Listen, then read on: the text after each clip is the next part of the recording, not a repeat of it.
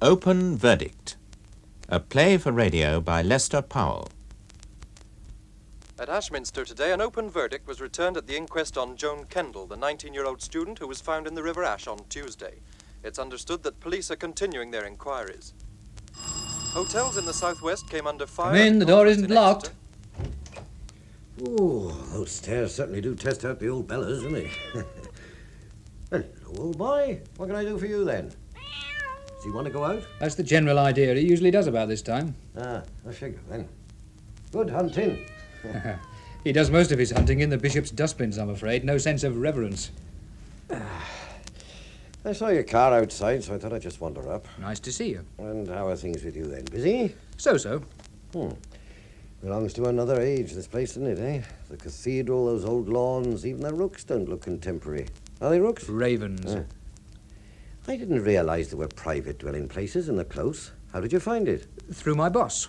It's cathedral property, and he plays the organ. Does he? I didn't know that. Yes, Mr. Earle is a man of parts. He's a fine photographer. Best in these parts, or so they say. I didn't see you at the inquest. I wasn't called. I thought you would have been. The other detective I talked to, chap with sandy hair... Roy Shields? He said I wouldn't be needed. That was before the autopsy. The autopsy shed a different light on things. You see, there's barely 4 foot of water at low tide below Stevens Bridge where she was found. So the injuries to her head could have been caused by a submerged rock if she threw herself off. On the other hand, she could have been crushed on the bank and then thrown in. Is that what they think? There was a certain amount of water in the lungs, but not enough, apparently, to prove drowning. Hamer, how old are you? How old? 32. 33 in November. Why? And you've been in Ashminster how long? Just over a year. Working for Graham Earle all the time? More or less. You take pictures, too? No, I do the selling. Postcards, calendars, the occasional illustrated guidebook. And how much does that bring in, then? About 17 a week after tax. Oh, not much, is it? Well, I work the thin end, mostly. The country areas, village stores, sub-post offices, itsy-bitsy gift shops. Did Joan Kendal pay you? What for? The tuition. It wasn't tuition. I was helping her prepare for an exam. In what? Modern history, her subject. Oh, yes, you've got an Oxford degree, haven't you? Cambridge, actually. Talk about her. Give me a picture. Something to bite on. Do I get to ask a question? Of course. Are you here officially? Oh, dear, am I wearing my CID hat? Yes. Well, I'll tell you, I had this case thrown at me unexpectedly, less than 2 hours ago, as a matter of fact. There are people in the town, in the university, who knew her a whole lot better. I know that. Then why start with me? I've got to kick off somewhere, haven't I? Thanks. No. Now, you're a bright lad. You're good with words. Look, Sergeant Piper. Inspector Piper. The heist came through yesterday. Congratulations. Thanks. Now then, you were saying? I'm not completely stupid. Oh, my dear chap. An open verdict means that the whole thing, circumstances of her dying, happenings leading up to it, all open to suspicion. Investigation. By definition, then, anyone connected with her is open to suspicion. If you'd prefer it formal, we could wander down to the station. What I mean, there's method in this, isn't there? Dropping in like casually in the quiet of a summer's evening. I mean, there's technique in it, isn't there? You'd feel happier, more relaxed in an interrogation room. No. Oh, wise choice. They've just redecorated it mustard yellow, like fever. Shall we talk? Go ahead. How did you meet her? Arnold Roland's gift shop.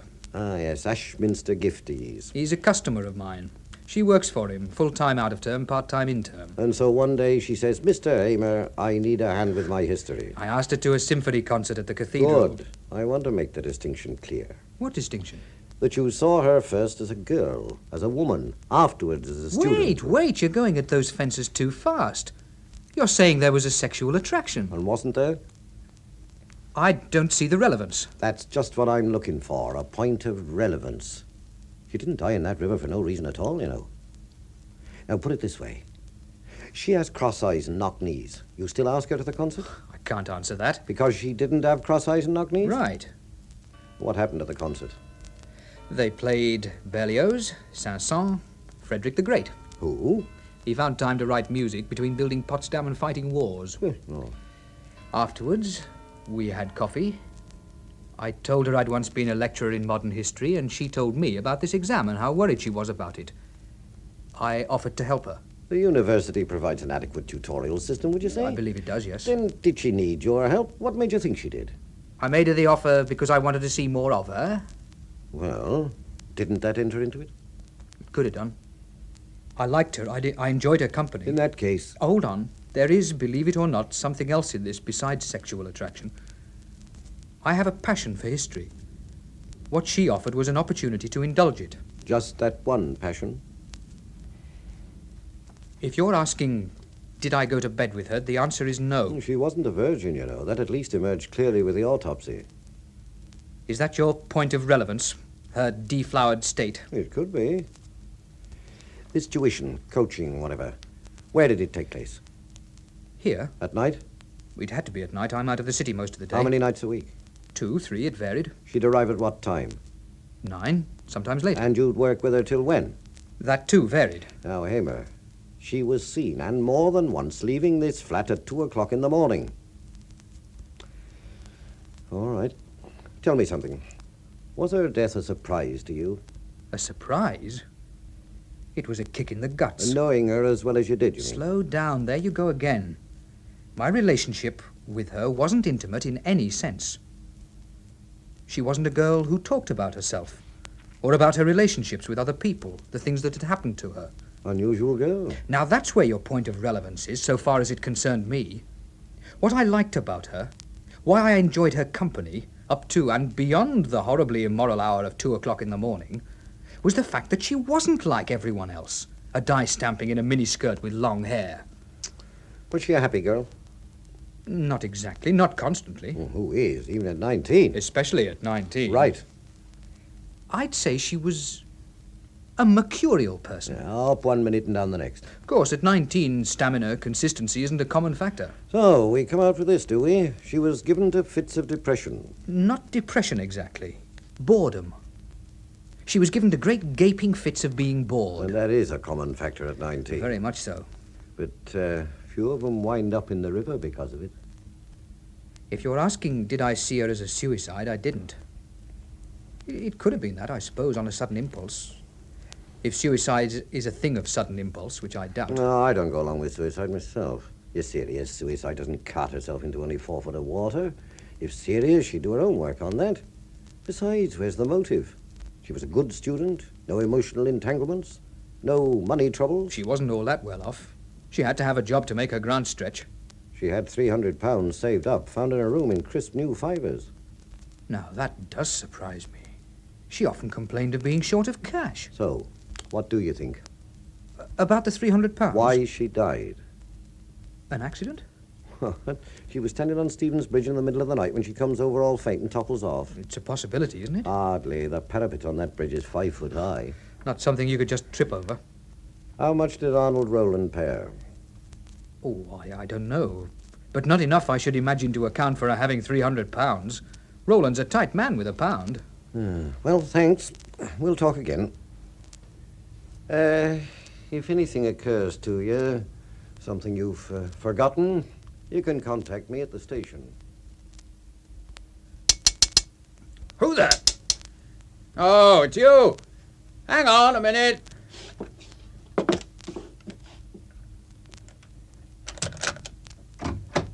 Hello, James. I was passing, saw the light. Checking over the stock for the weekend. Just finished.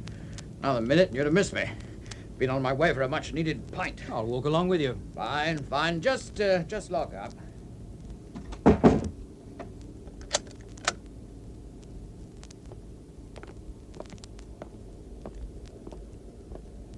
Coming across the grass? Yes, to the Lion. Care to join me?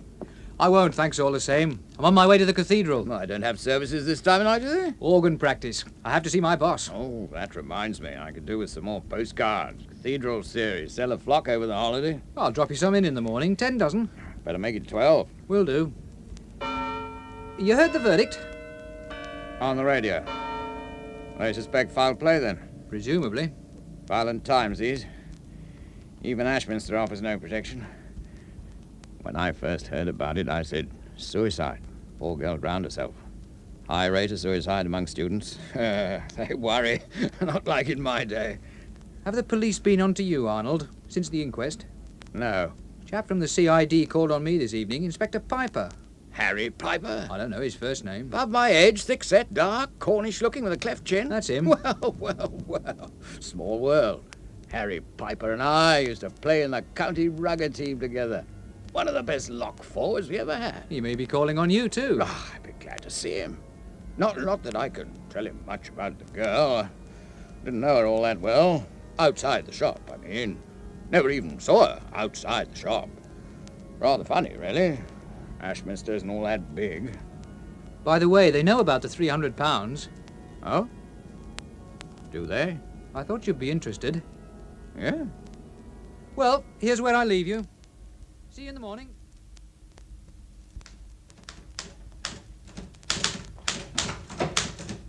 Hey, you spare me a moment? Of course, Harry. Come along in. Oh, you look frazzled, don't you? I talked to Hamer. I didn't find him all that wearing, personally.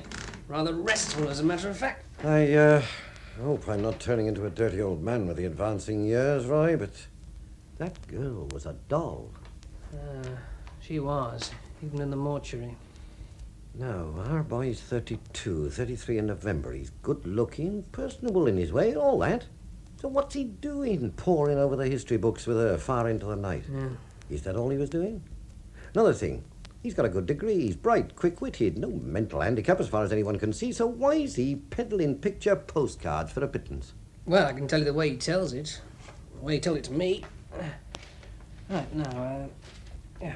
He got married in his last year at Cambridge, got a job in Canada when he came down, history lectureship, University of Ontario. Now, 2 years ago, his wife and child, a boy of 7, were killed when their car was hit by a train at a level crossing. Now, that broke him up. Packed in his job, drifted, got on the bottle, and last year, when his money ran out, he turned up in Ashminster. But why Ashminster? He's not Devonian, is he? No, it comes from somewhere over on the east coast. Why Ashminster is the cathedral. What, a religious retreat, spiritual sanctuary, that kind of thing? To rebuild his life. He's not coming on very fast, is he? Been here a whole year, and he's still only earning £17 a week after tax. The rebuilding wasn't economic, Harry. Obviously not. That's the way he tells it. You don't have to believe it.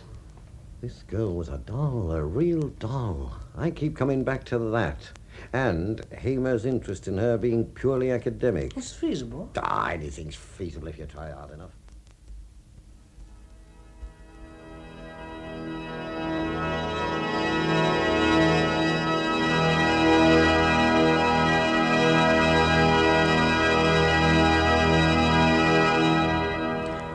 Oh, hello, James. Some climb up here, isn't it? Yes, the last thing an organist needs in this cathedral is a tendency to vertigo. In fact, one fell out of this loft in the 1840s and broke his neck down there on the choir stall. Now, the reason I wanted to see you, James, how do you feel about leaving here? Ashminster? I've just bought a business up in Dudley. Going to give me more scope to do things I want to do, more worthwhile things, more rewarding things. And I need someone to take over the paperwork, administration, sales, promotion, and so forth. You're the ideal man for the job. Thank you. Naturally, there'll be an adjustment in salary, and also there's a roomy flat for you, much better than what you have now. I can't take this in. You're leaving Ashminster? Yes, I'm going to hate it in some ways. So's Mary, but needs must. The boy's education costing more and more every year. I have to expand, James, no choice. What sort of business is it? Photography? No, a small publishing company. Small, but well-established. Art books, brochures, good-class publicity material. Happened very quickly, didn't it? Very. But it had to happen like that. The present owner's off to the Bahamas. Quick sale or nothing. I had to move with speed. Well, when would you want me to go up there? The day after tomorrow. You did move with speed. I can't leave Ashminster myself for a week or two. Lots of things to be wound up. The flat's fully furnished, James, even down to bed linen. You've only your clothes to pack. It isn't quite as simple as that, Graham. You have no ties here? No, but a commitment. Look, I'll be frank with you, James. I'm relying on you. After all, I've helped you out in the past. When I needed a roof over my head. Now, that's not what it's about, return for favours received. This is good for you, James. It's your chance to rehabilitate yourself? Take your proper place in the world? I can tell you now, but it's often bothered me seeing a man of your calibre hawking postcards. Dudley could be your way back, James. And you're handing it to me on a plate. There's no sentiment. I want you to have the job because I'm convinced you can make a success of it, thereby benefiting me. I can't go, Graham. Why not? What's the commitment? Joan Kendal. Who's she? You met her. Did I? When? 6, 7 weeks ago, I brought her to the office. She wanted to change her job. Oh, I remember. Pretty little thing. Isn't she at the university? She's dead. Found in the river last Tuesday. Dead? Oh, yes, she's the girl, the inquest. That's right. But, I don't quite follow. Why are you committed if she drowned herself? Because she didn't drown herself. Oh, I see. Oh, that explains the police car. Yes, I happened to notice it outside your flat while I was talking to the Dean. Are you under suspicion, James? Is that what it is? I'm probably under suspicion, but that isn't the reason for the feeling of commitment. I'm committed because I have to find out whether or not I had a hand in her death, however it happened. Don't you know? I gave her a certain piece of advice, which she followed. If I hadn't given her that advice, if she hadn't done what I suggested, she might be alive today. I don't see you can say that with any certainty. I can't. That's why I have to stay here, until I'm certain, one way or the other. Well, if you say so. I'm sorry. What was the advice, if I may ask? After we talked to you and there was no job going till the end of the summer, I advised her to stay on with Arnold Roland till then. Well, what does Roland say about it? Have you talked to him? Well, he isn't a man I know well. He might not understand my reason for wanting to know. I'm not sure I understand it myself. It goes deeper than just the girl, awful though it was, doesn't it? Yes. This is the second time in 2 years that I've had a close connection with violent death. Oh, you weren't culpable. Not the first time. Oh, you were driving that car, yes, but that was all. Why did I escape then? Why wasn't I smashed to death along with them? God's will. And it was God's will that Joan Kendal should end up in the river? Of course. God's will, or God's punishment. He gives and he takes away. Look, James, I know how you feel. In your place, I'd feel pretty much the same, but with this difference, I should feel that I must do something. Not just sit and search into myself for flaws and weaknesses, asking why has God punished me? Well, here I might be able to do something. What? I don't know yet. Well, will you do something for me? If I can. Think my proposition over. Sleep on it. All right. Good. Come and see me at lunchtime tomorrow. I'll do that. Aren't you going to stay? I've got a piece of Monteverdi I thought you might like. I want to talk to that detective again. Good night. Good night. Cigarette? No, thanks. I always live on the job at the start of a case. The first 48 hours are vital, given that the thing has complications. If you don't crack it in the first 2 days, your chances diminish sharply. Now then, what have you got for me? I'm not sure it'll help. Try it. After you left me, I talked to Arnold Roland. What did he have to say? It was more what he didn't say. I mentioned the £300 you found in her room, and he didn't seem in the least surprised. He knew about it, in other words. Maybe he gave it to her? Maybe he did, but why? What for? You said he was a hard man with a pound. I expect you can bear that out. You played rugger with him, didn't you? So, if she went to him and asked him to lend her She money- wouldn't do that. Why not? She's in financial difficulties. She works for him. What's more natural? If she was in money difficulties, had a pressing debt to settle, would she stuff the money in a drawer and leave it there? We found the money under her mattress, not in a drawer. Now, tell me, what makes you so sure she didn't ask Roland for money? The circumstances. What circumstances? Well, about 6 weeks ago, she told me that she was having trouble with him and asked me to help her find another job. I took her along to Earle, but he didn't have a vacancy, not till the end of the summer. What kind of trouble? Did she specify? She didn't have to. Roland's a single man. It's obvious what the trouble was. Not necessarily. Still, let's assume that. Roland makes a play for her. She doesn't fancy him. You can't find her another job, so she goes on working for him. On my advice.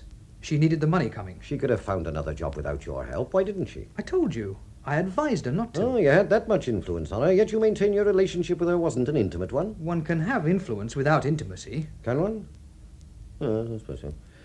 Anyway, she takes your advice. Then she runs into difficulties. She has to have £300 in a hurry, so she does a deal with Roland. No. Why no?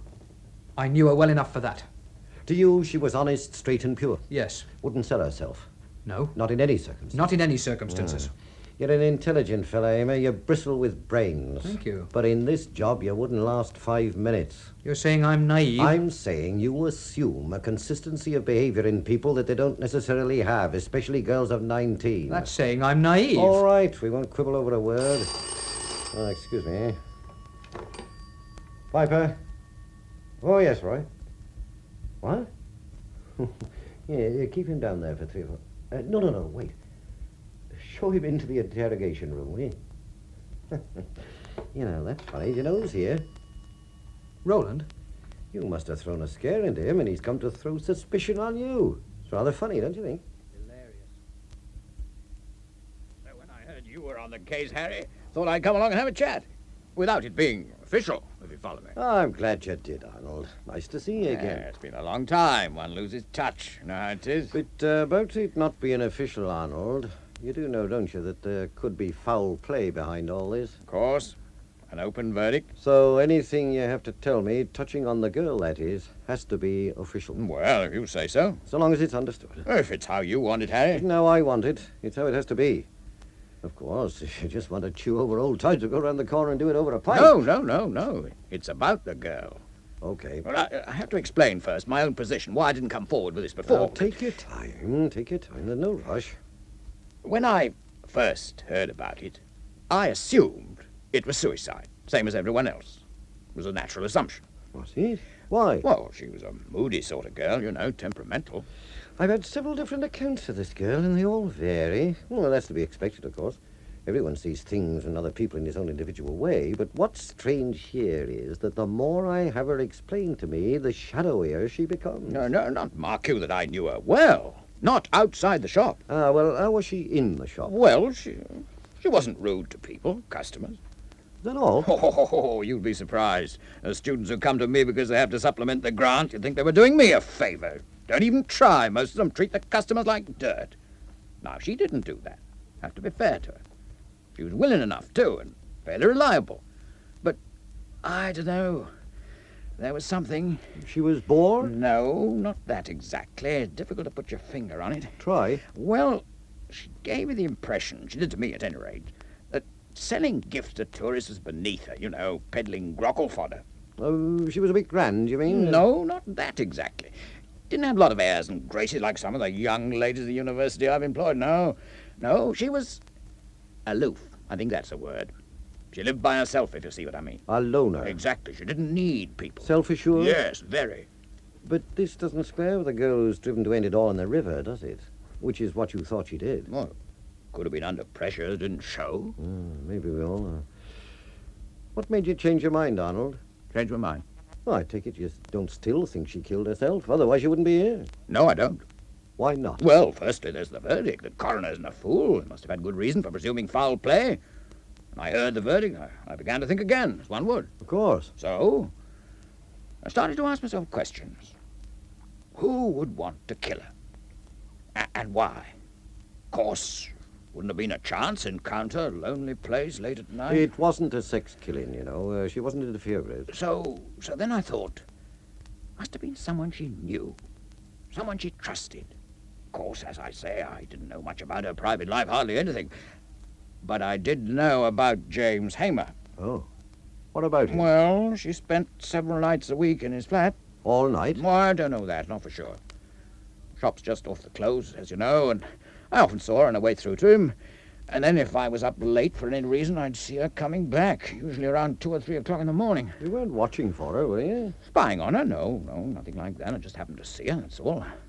I didn't care what she did with her spare time. He was coaching her for an exam. Well, I didn't think that had any particular significance, her visiting him at night, any connection with what happened, until earlier on tonight, when Hamer came round to the shop.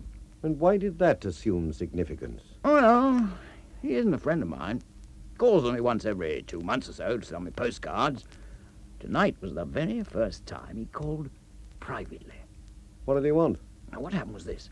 He was on his way to the cathedral, or so he said, so we walked across the close together. I was on our way to the Lion for a noggin, been working late, dressing out, checking stock for the holiday weekend. Now, we talked of this and that, and then just before we parted, he asked me whether I'd heard the verdict at the inquest. I said I had. He asked me whether the police had been to see me. I said no, and he said, they know about the £300. That all? Well, he said it as though he thought I knew about it. Do you? No, double Dutch to me. We found £300 in her room in fivers. Do you think Hamer thought I'd given it to her? Did you? Did I? Hell, I can't afford to make presents of that size to young ladies. Neither can Hamer, that's for sure. I find it most peculiar his assuming that I knew. Didn't you ask him to explain? No, I didn't. Why not? Well, he said it just before we parted. Well, your not asking for an explanation could be considered peculiar too, couldn't it? I mean, if it's rather subtle oddities we're looking for. You're saying I'm making a mountain out of a molehill? Well, it's not much, is it? To build a case on, I mean, against Hamer. Oh, I've not tried to cast suspicion on Hamer, Harry. That happened. Puzzled me. Didn't seem to add up. Felt it was my duty to tell you. Oh, I'm grateful. If more people took their civic obligations so seriously, our job would be a whole lot easier. There is one other thing. Yes? Did you know he was thrown out of a college in America for assaulting a girl student? No, I didn't know that. Not what you'd call a subtle little oddity, is it? If it's true. Oh, it's true, all right. Found it out in rather a curious way. Shortly after he came to Ashminster and started to work for Graham Earle, he came into the shop and introduced himself. We got chatting, and he happened to mention that he'd taught history in a woman's college in Utica, New York, after he left the university in Canada. It so happens that a friend of mine, a Dr. Faber, an antiquarian, lives in Utica. So, in my next letter to him, I mentioned this, and he wrote back and said there'd been a big scandal about Hamer. He'd attacked one of the students and been heaved out on his ear. I brought the letter with me. Can you leave this with me, Arnold? Oh, of course, keep it as long as you like. As I say, Harry, I ought to come forward with this before, but until I heard the verdict, I really didn't see the point. I'm very glad, James. More than I can say. I don't think I was myself last night. Probably thrown by the detective. He's a very agile questioner. I'm afraid I talked a lot of nonsense. Oh, no, I wouldn't say that. What you said about feeling yourself committed made a certain amount of sense in the spiritual way. One of my troubles, a thorny one, is an acute inability to make up my mind, take a decision, ever since that happened in Canada. Yeah. Even the simplest decision, like what to have for breakfast. Yes, that's very often a post-shock symptom. So they tell me. But sometimes, when it's very bad, when something's sprung on me, like last night, and I have to say yes or no, there and then, I start scurrying about in my head like a blind mouse. I have the sensation that I'm going out of my mind. Oh, you're not going out of your mind. You've made the right decision. Oh, I'm sure of it. Dudley's the right thing for you, the way out of all your difficulties. I'm convinced of it. Now, when shall I take off? When you like. Soon as maybe. How long will it take you to pack? Oh, I'm already packed. My worldly possessions don't go beyond a couple of suitcases. All I have to do now is get a travelling basket for the cat. You could leave this afternoon, then? There's only the lease of the flat. Oh, I'll take care of that. Thanks. That's a great help. Do you need any money? Well, by the time I've paid for the basket and fed myself on the way and... Well, at tell the Rose other to give you end- £25 out of petty cash. Now, I better fill you in on some of the details, what to look for when you're checking through the inventory. Morning, Roy. You look rough. Oh, I didn't get to bed till past 3. I'm still asleep. Well, this should wake you up. The first real breakthrough. Oh, what's this? When did this come in? Half an hour ago. Oh, Bristol's really on their toes. You're sure there's no mistake? This is the girl Joan Kendal. Oh, it's Joan Kendal, all right. I circulated her picture last Tuesday afternoon. When can we see it? Oh, 15, 20 minutes. They're getting set up now. I'll buy you a cup of coffee to wake you up.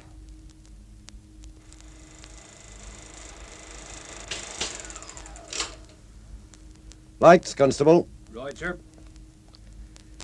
So, now we know where she got the 300. There's big money in pornography. Bigger than I thought.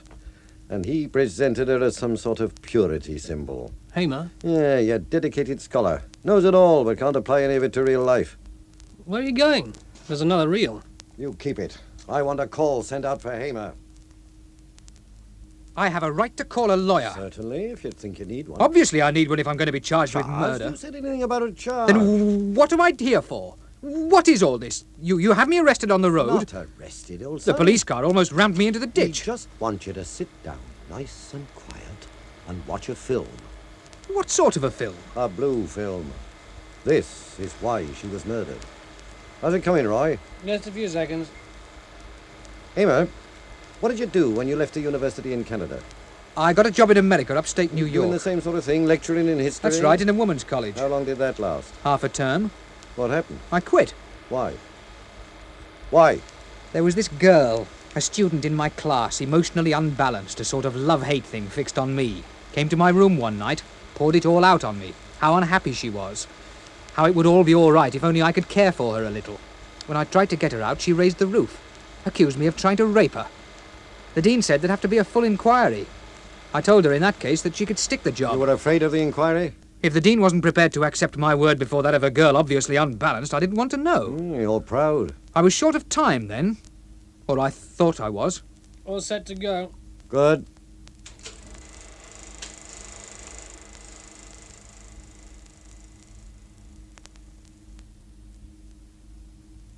Well, what did you think of that? I think that without any doubt at all, it was the most revolting thing I've ever seen in my entire life. You saw nothing artistic in it? Is that what the creep who made it claims? We don't know the creep who made it, but we thought you might, being in the business. Now, look, I sell picture postcards and calendars, nothing to do with pornography. Where did you get it?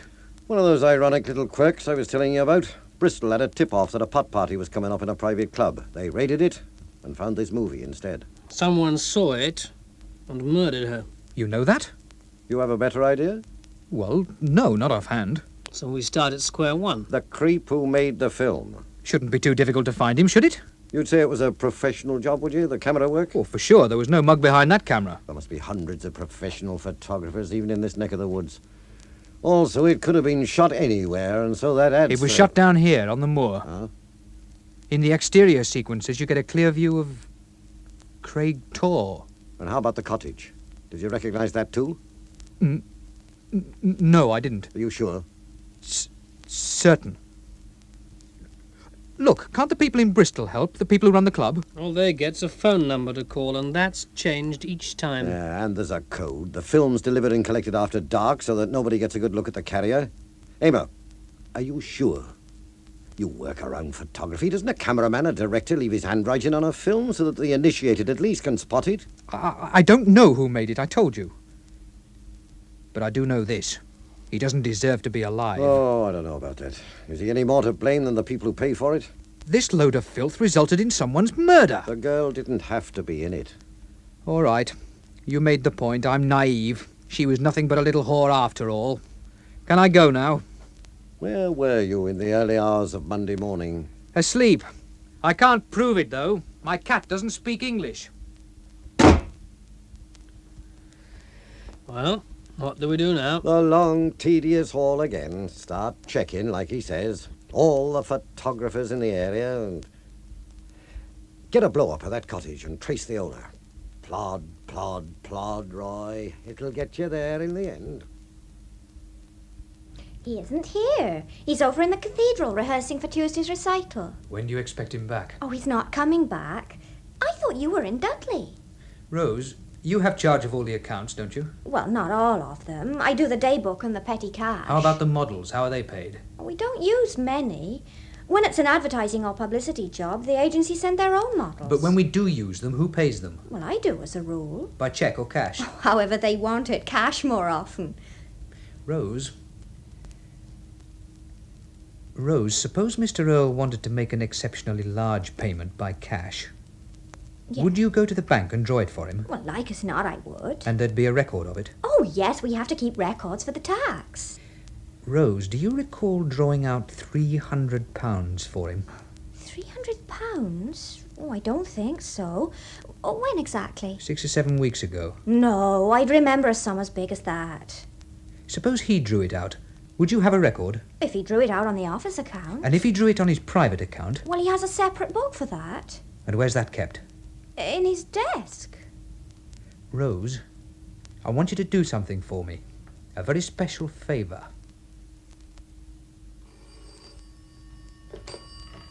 Piper. What? Yes? What? Right, thanks. All right. I'll go down there. Get the car out at once. Roy! Yeah? You can drop everything. What's happened? The case just came to an end. Arnold Roland shot himself. When? A few minutes ago.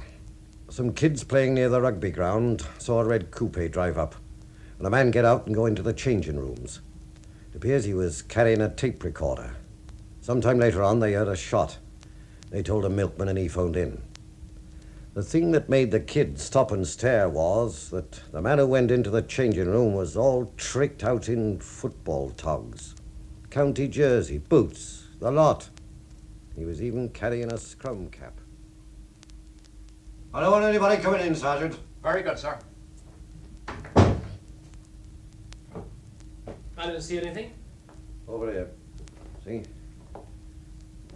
On the massage table. God, what a mess. I suppose this is what you could call a ritual suicide. Why? Why did he shoot himself? Why all the elaboration? Getting into his football gear and laying himself out like this, here. Yes, perhaps that's the saddest part of the whole thing. Suppose he wanted at the end to go back to the days when life was good. When he wore that jersey on Saturday afternoons and the crowd roared and he saw himself a hero, a man among men. Ay, poor old Roly. Well, at least he tidied up all nice and neat for us. No doubt he left all we want to know on this tape. Switch it on, Roy. It's funny. These are the last words I'm going to speak on this earth. And yet now I'm sitting here, in front of the mic. None of it seems real, as if it happened to someone else. How do you begin? At the end? The end of Arnold, Roland? Well, everything will go on as before, won't it? I might never have lived for all the difference it's going to make. Sobering thought, eh? But maybe if I were like James Hamer, if I believed, I'd get a word of reassurance from up there. God would say, okay, love, you may not want to work it all out for yourself, but you didn't live for no reason at all. When you're through with this vale of tears, there's a cushy spot waiting for you up here in paradise. You're not just worm fodder, Roly boy, God would say. You do have an immortal soul, after all. When she first came to work in the shop, I didn't pay much attention to her as a woman. Apart from the thing I'll tell you about in a minute, I like women. I registered she was pretty, of course. You couldn't fail to do that. But I didn't do anything, make any move. I've had ladies from the university working for me before, and with them I've always stuck to the old Confucian maxim that a man shouldn't foul his own nest. I stuck to that maxim with her. At first, had I known what I know now, I'd have gone on sticking to it, but fast. How was I to know when she walked in, neat and trim, bit shy-looking, smiling easy, though with a smile that lit you up? How was I to know that my doom walked in with her? You want some facts, don't you? Right. When did I first see her as a woman? Well, I can't give you the exact time, day of the week, even the month, but it was evening, after hours. We were dressing out the window together. She was arranging a display of tulip glasses, rather elegant, smoked from Czechoslovakia. She dropped one, cut her finger. Index finger of her right hand. I got the first aid box. Then it happened. For the first time, I noticed what beautiful hands she had. Firm and graceful, with character and purpose. That's what got me going, those white hands. Crazy. Since when have hands been erogenous as parts of a woman's body? After that trivial little thing, I was gone, completely gone. A sighing swain, throat-scraping adolescent, right back to my teens. Extraordinary. Most of the time I felt I was someone else. Someone who irritated me. And all because of a pair of hands. I only had to see her walking towards me, and my throat would swell up, my tongue got too big for my mouth, my hands got bigger and more awkward, stickier. Sometime after this, I don't know how many days, not many, I plucked up my courage and asked her to have dinner with me. Now, stop it right there. Here we have to have an explanation. Old Roly's attitude towards the opposite sex. Well, it was all right, provided they were birds, dollies, partridge. On a thrash with the lads after a big game, I never hung back, no, sir. When I was confronted by a woman you could get serious about, emotionally entangled, love, that kind of thing, I'd take all fast. I don't know why. That's crazy, too. Come to the end of your life and not understand a fundamental thing about yourself like that. Wasn't that I was scared of marriage? Who wants to be alone? More alone than you have to be. No, only to be attracted to the female, apart from the obvious thing, the sex thing. And I lost my nerve completely. Reduced to a fear-ridden pulp.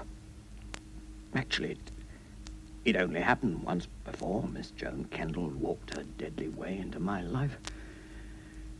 In fact, I was scared that I'd lose my masculinity when it came to the moment of consummation. That's why I ran. Maybe it's not so kinky after all. What causes more trouble between men and women than that simple act of consummation? Another fact. Cops always want facts, don't they? On the telly, they're always yelling for them like seagulls behind a ship. Facts, facts, facts. Give us the facts, as though a fact is something simple, something that comes with a water supply. The fact that I told her that night. Took her to one of those she places on the edge of the moor where they have candlelight and bring the chafing dishes to the table. Cost me £9. Primed by a bottle and 3/4 of Niersteiner Domtal. She could only manage a quarter. I told her the whole bit. Just how it was with me. The fear, the whole works. And what does she do then?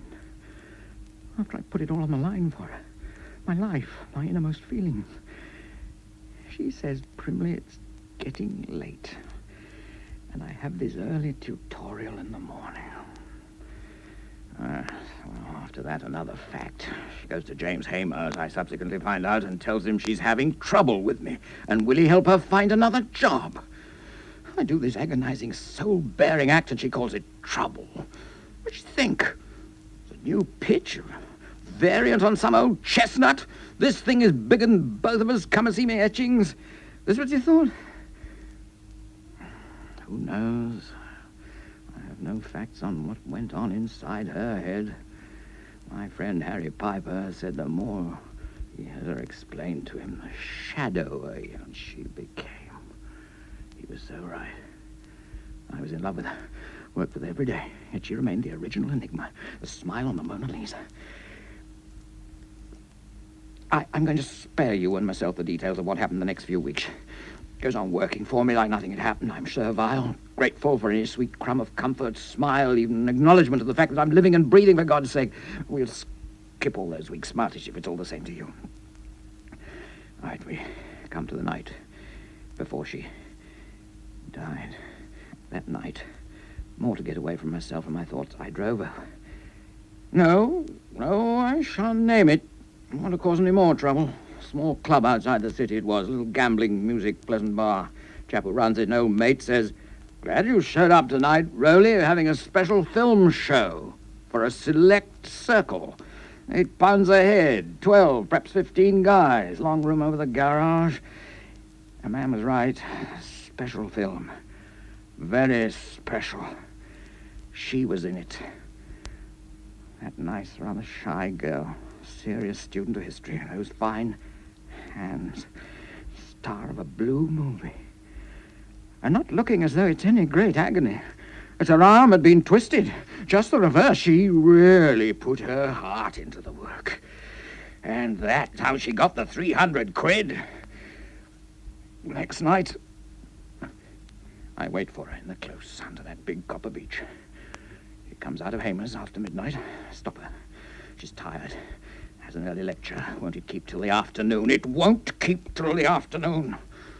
So we walk through the sleeping streets, and presently we're on Stephen's Meadow. And I tell her about the film. I tell her what it does to me. I say, you can imagine how I felt, what I suffered. Seeing the girl you're in love with want to marry, doing those things up there on the screen in front of a group of sweaty-faced men.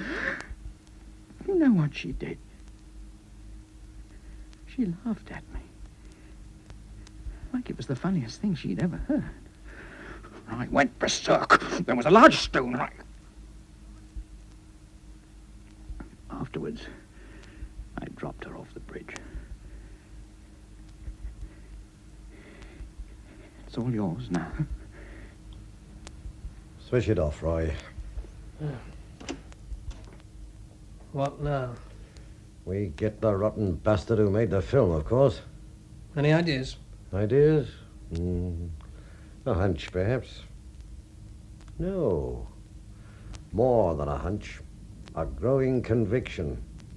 Wonder why I didn't think of it before. Graham Earle. Graham Earle, pillar of the cathedral, one of Ashminster's leading and most respected citizens. Charlie Peace played the organ. Boy, Dr. Crippen was highly respected. Hamer took her to Earle for a job. He told her no. But he saw his chance. Chance to up the market value of his product. Fresh-looking young girl, college student, instead of the beat-up old call lady they usually get in a porn movie. Oh, yes, I can see it. Later, Earle makes his approach, privately, not in the office, where nobody knows. He puts it to her. No real harm in it, Ducky. An artistic effort.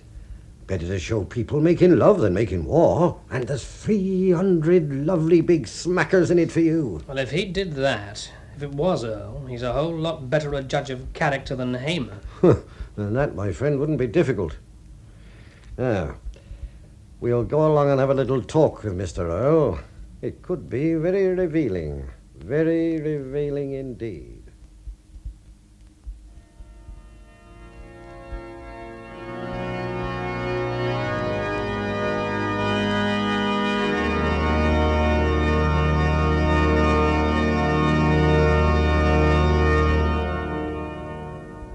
James, I thought you were in Dudley. I'll get to the point, Earle. For a whole year, I've hated your guts. Sometimes it's been so intense, it's been like a pain. Are you drunk? I've hated you because you're the most loathsome of all things, a hypocrite. No. Mealy-mouthed but slimy. Serving your God, but making it pay off big. Friend of the dean and chapter and taking the old payola. What?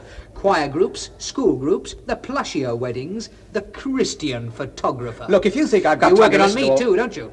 Chap down on his luck, needs a place to live. You can help. Bit of Christian charity. An attic in the close. Cathedral property. You know how to fix it. For me. Oh, no, You get the really? lease and sublet it to me for 30% more than you pay for it. Oh, this is absurd. I know, Earle. I've known a long time. The hatred I've had all these months is nothing to what I feel now. Since I've seen that load of photographic filth you no doubt made a packet out of. What are you talking about? I have proof. The facts. I recognize the flowing Bergman-esque style. You're a damn good cameraman, I'll give you that. I also recognize that little hideaway of yours on the moor. You got a little careless there, Earle, letting that be seen so clearly. This is proof. This is proof. Well, what are you going to do with it? Give it to the police? Oh, James, let's talk this out like rational men. If I hadn't accepted the commission to make that film... Somebody else would have done it. Well, of course. The standard get-out clause. Everyone uses it, the Fifth Amendment. I had to have the money. Ah. Yes, I was pushed. Soaring cost of living, 2 sons at university. I had no room for maneuver. You had to have a new business in Dudley. The only way I could meet my obligations. What's so wrong, so hypocritical in meeting one's obligations? Is that what you were getting me into, a pornography factory in Dudley? No. I bought the business out of the proceeds of the film. And other films like it. All right, but that was my last. From now on, you were going to play it clean. I've no need to take the risk. The pressure's off. Look at this realistically, James. Lift your head from the history books. People are different today. Their needs are different. As the young say, better show making love than making war. Is that how you pitched it to her, in those words? Well, what difference does it make? The difference it makes, Earle, is that the girl is dead. The difference that it makes is that the girl was murdered. Yeah, but not because of the film. Certainly because of the film. A matter of days after this revolting epic is finished, she's pulled out of the river. Coincidence? We're being rational. Of course she was killed because of the film. Do you know that for a fact? I don't know the details. I don't know the person who bashed You in don't her even head. know for sure that it was murder. For all you know, it could have been suicide. She drowns herself in an excess of shame at what she'd done. Earle, I saw that film less than an hour ago. Well, then you know she wasn't worth bothering about. You know she had no more moral sense than a... What are you doing? I'm going to throw you out of this loft. You're out of your mind. Let me go. It was enough to kill that organist in the 1840s. There's people down there, witnesses. Over you go. Help! Help! Help! Help! Over you go. Let go of him, Hamer. Out of the way! Don't be a fool, I tell you. Oh! Sorry about that. Why the hell couldn't you leave it be? Oh, boy, you pack a punch. All right. Winded. Sit down. Mr. Earle, we have certain information about the making and distribution of a pornographic film. Now look, you can't believe all Hamer says, and I can explain it anyway. True is my cottage on the... You shot the film in your cottage, yes? I'm not saying anything. You've already said a mouthful.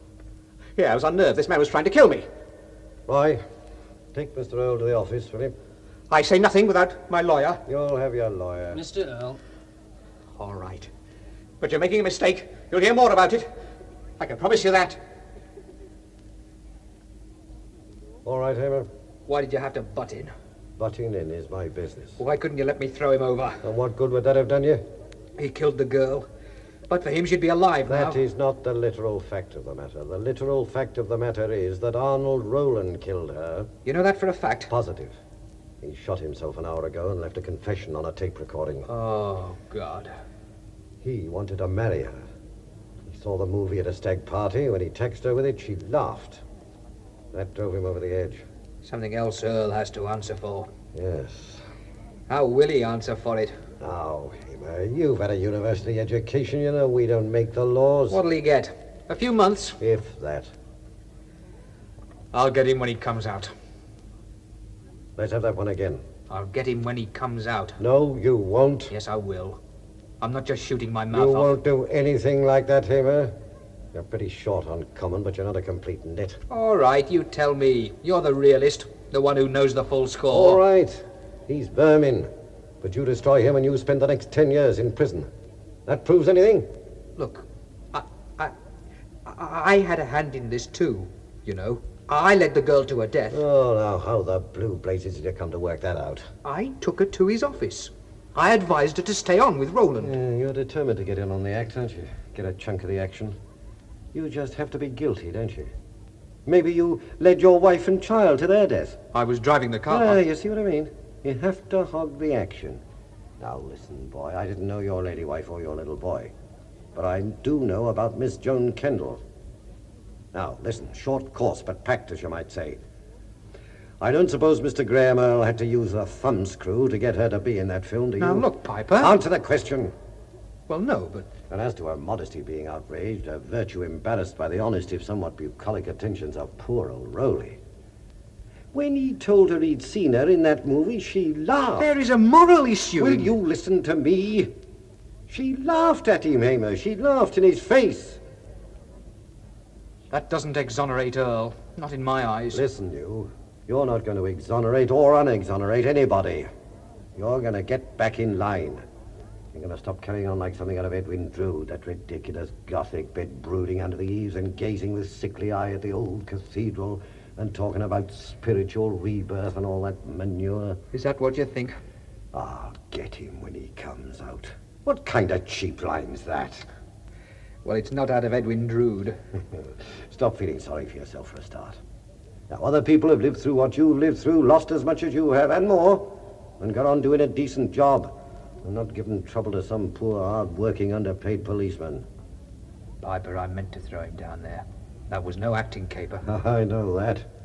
If we hadn't come along, you'd really be up the creek now, wouldn't you? Look, go back to what you can really do, will you? Teaching history. You can't do so much harm there. Thanks. Also, you might have a bit better influence on the next Joan Kendal you meet. You might be able to stop her selling herself for 300 quid. You think so? I wouldn't put my money on it. Oh, come on. I'll buy you a beer. I know how you feel. But it's all in that day's work. Honestly, I promise you.